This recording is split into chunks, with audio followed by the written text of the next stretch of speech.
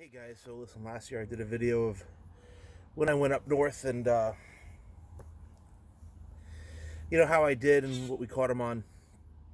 And I want to talk a little bit about a bait that was really successful for me um, this past week. And it's one that by no means is it a secret, but at the same point in time, I don't think it's something that a lot of people talk about. When it's brought up in conversation, you'll see kind of a few people in the room just kind of be like, yeah, that's the deal. Like that's my thing. Um, I talked about it last year in the video. I go up there. I'm looking to cover a lot of water. I'm looking to throw a wiggle wart, a rock crawler, jerk bait, something I can really move through the water. Um, but we were going up there and we had a week ago some really warm weather roll in, and then right before we got up there, temperatures really dropped. They had a little bit of a cold front come in, some thunderstorms. Um, Basically, the kind of weather that actually could ruin a trip for you if you were traveling. But we found a day that we were able to get out on the water and really ended up finding having ourselves a really good day. But the rock crawler wasn't getting it done. We got a couple bites, but nothing really worth talking about. The jerk bait, for the most part, was our key to finding them, and that was definitely a big help. And we were catching a couple on the jerk bait. And for the most part, we were probably catching a lot of smaller fish on a jerk bait.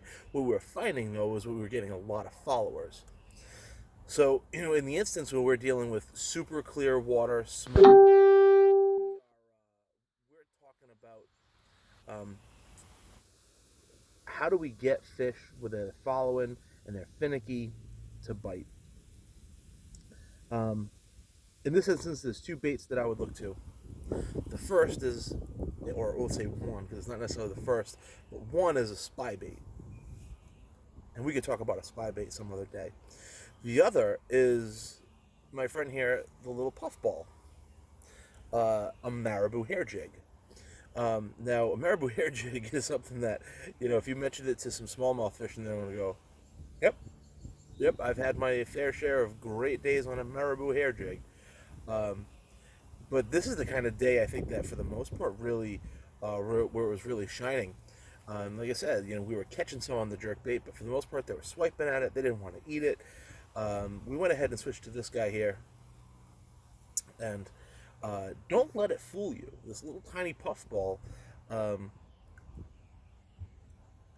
it not only will catch you numbers, but you're going to notice that the quality actually it gets better with this as well. And it's kind of one of the surprising features of it, which is, the guy I was fishing with isn't really into these at all, and was immediately like, yeah, I'm not throwing that thing, catching dinks, blah blah blah blah blah. Well, for anybody who's been up north to Lake Winnipesaukee, they know that that it's a numbers game up there, and if you could get 3-pound fish in the boat, that's a really good fish at Winnipesaukee. That's not to say that there aren't 4s and 5s there. There are. But for the most part, the high population is in like that pound and a half to 2-pound range. You start getting up to them 2.5 pounders, you're really doing something. And if you can start boating 3 pounders, you're really making some headway. And immediately I started throwing this guy around and started landing 3 and a 3.5 pound fish. Which was kind of really shocking to the guy in the boat with me, because he was looking at it like, really? Like, so you're getting better quality fish with this than you were getting with the jerkbait? And I just kind of felt like, hey, you know what? It's they're following that jerkbait, but they're not eating it. They're eating this. And I'll show you a little bit of what we do with this. First thing you're going to realize is it's super tiny. This is a 1/8 ounce, super light, really hard to cast. So the one thing you're going to do is, well, how do I cast this thing? Number one is never work with this thing dry. You see, it's a big puff ball. I got a little cup of water here. We're gonna take this puff ball here. We're gonna dip it in, get it wet. And now you got something that you can work with a little bit, because when it's in the water, that's essentially what you're looking at. And it's very light. It quivers in the water. It's a do-nothing bait. It doesn't do anything. But immediately you're going to see that this is a lot easier to work with, and this makes it much more castable when you wet it. So every time you pick up and motor up somewhere, before you cast, go ahead and drop it in the water a couple of times. Make sure it's nice and slick. Make sure it's got some weight to it, and you're good. The other thing is that you are going to need, the only way that you're going to be able to throw this is on light braid with a fluorocarbon leader. It's the only way. And I say light braid, I mean in that 10 to 12 pound test braid. I threw Sunline 12 pound, and I got a 6 pound Invisex fluorocarbon leader here. It's the only way that you're going to be able to cast this thing. And when you're casting, you're going to want to cast with your wind to your back, and try to get it out there as far as you can. And then all you're going to do is just slow wind it back. And typically you want to do is keep the rod pointed in the general direction of where the bait is. And what you're going to do is you're going to, as you slow wind it back, again, it doesn't do anything. You'll probably notice that the tail quivers a little bit, but for the most part, it doesn't do a whole lot. What you're going to do is these fish are going to come up behind it, and you're going to feel them thump it, okay? And the key here is, once again, you're on light line, light braid, but you got a really sharp hook on these things. Usually the hooks on these are very small, but usually very sharp. And what they're going to do is you're going to hook it. Now, if they knock slack into it, go ahead and pick up your speed and reel it home. But for the most part, what you really want to do is maintain this slow, steady retrieve, because what they're going to do is that once they actually get it, they're going to turn. And when they turn, just gently lean into them. No slack lining, and I get it. Listen, setting the hook is the funnest part of bass fishing, and if you could just slack line them every single time, that'd be a blast. But you're really dealing with light line, light hook, and for the most part, they're going to eat this thing really, really, really well. The only thing that's going to force you to lose a fish here is if you overwork them. You set the hook too hard, and you try to horse them in.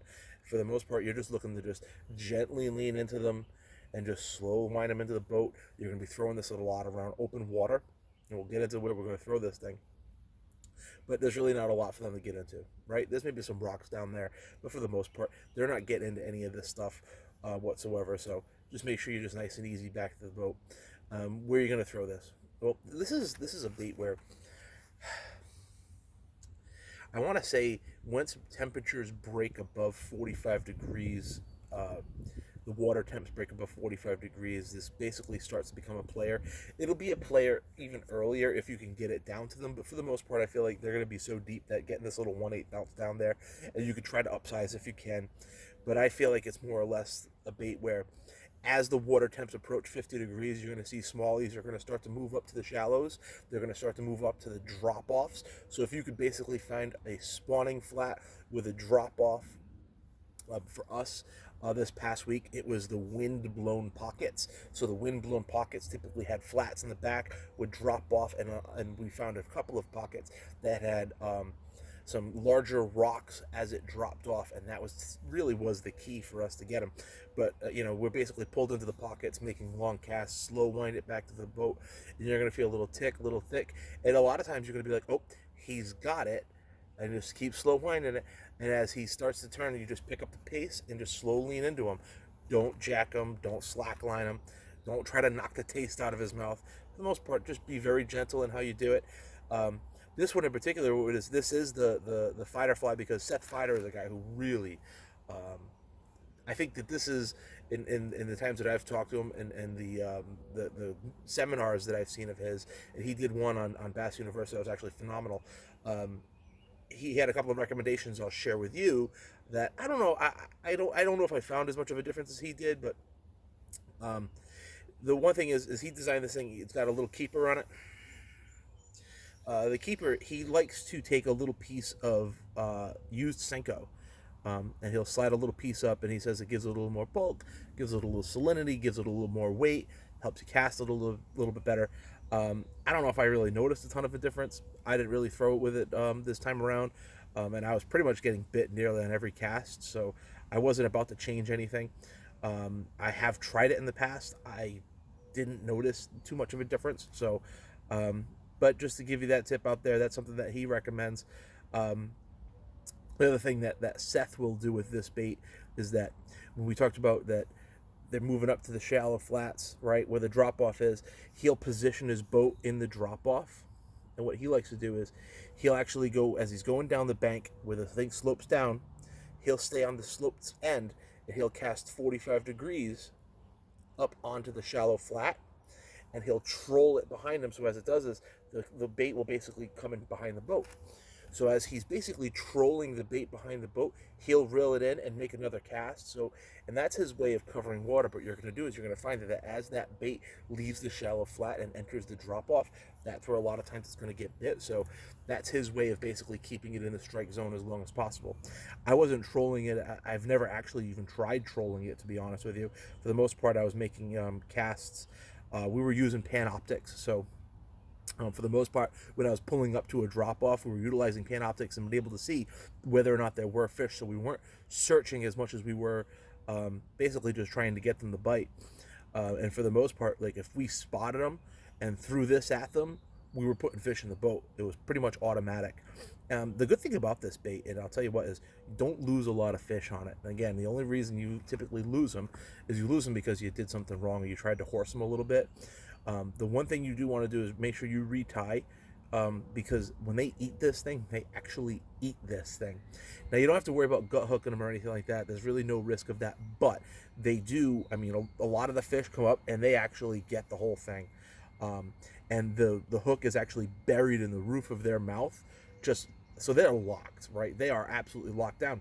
But their teeth will actually rub on that 6-pound fluorocarbon a lot. Because they actually did take down the whole bait. It's not like, it's not like they just got the piece of it and their teeth are, or their lips are rubbing on the hook or anything like that. Their lips are actually rubbing on the line itself. So keep in mind that you might have to retie every once in a while, particularly if you're catching a lot of fish. Just give that little feel right around the knot and see if you got any any fray or any roughness to it. Typically you will, because like I said, when they eat this thing, they're not just nipping at it. They're typically, and they got this thing just lodged in the top of their roof of their mouth. So for the most part, that's typically it. Colors wise, I've really only had success in black, and this is one of those things that you'll know pretty quick whether or not that you're on them. Because if you put this thing in front of them, typically in black, they'll eat it pretty instantly. I do carry white. I have the red. I have brown. I've been told to really look for brown, or if you're around a mayfly hatch. I've thrown white around like shad spawns and stuff like that. But for me, black has been the go-to. And what you're looking for is super clear water, right? You guys around here, right, if you're out there fishing and you want to catch some good smallmouth, this is a great option. You can try this thing out at the Cape. You can try this thing up north at any of the lakes in New Hampshire and Maine. The Quabbin Reservoir. Great option at the Quabbin Reservoir. Phenomenal option at the Quabbin Reservoir. And again, it's not while they're in a winter pattern, not while they're in full-blown summer pattern and out deep. It's typically spring or fall that this thing's really going to play. Candlewood, it does play at Candlewood. However, there are times of the year that Candlewood tends to get a little stained. Typically, once you start getting into the summer, you're going to get an algae bloom from, they will stay up shallow a little bit longer than I think a lot of fish will because of the milfoil there, but you typically get an algae bloom that'll stain that water pretty good, and this kind of gets killed pretty early on. So something to keep in mind. But any one of those clear water smallmouth lakes, this is an absolute player. It's phenomenal little bait. Again, and you can actually cast this thing farther than you'd expect. If you do it right. Again, it's key on the super light line. Light braid, light fluorocarbon leader. Wet it before you throw it. But this is a great bait. It does catch largemouth. However, I think that there are instances where if this is going to get bit, there are probably other options that might be a little bit better for largemouth. But to each his own.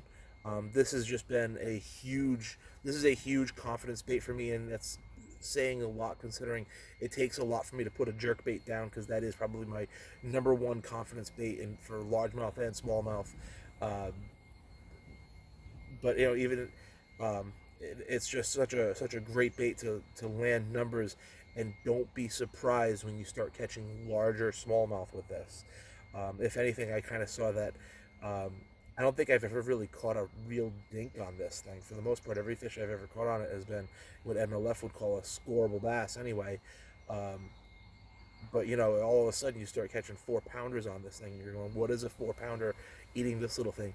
I don't know what it imitates. I got to be honest with you. There's been a lot of speculation as to what we think it imitates.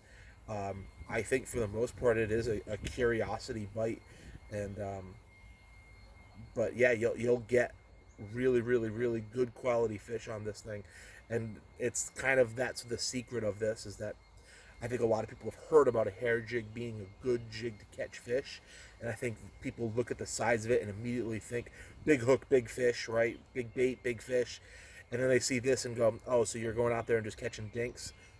No, no, no, no. This thing catches really good quality fish, and we immediately saw that this past week that this was actually catching fish much larger than our jerk baits were, than our rock crawlers were. And we were throwing a drop shot around too, of course, right? But this actually got the best quality fish in the boat consistently. Um, like it wasn't even close. So listen, thanks again, guys. Hope you enjoy the tip. Good luck out there, tight lines.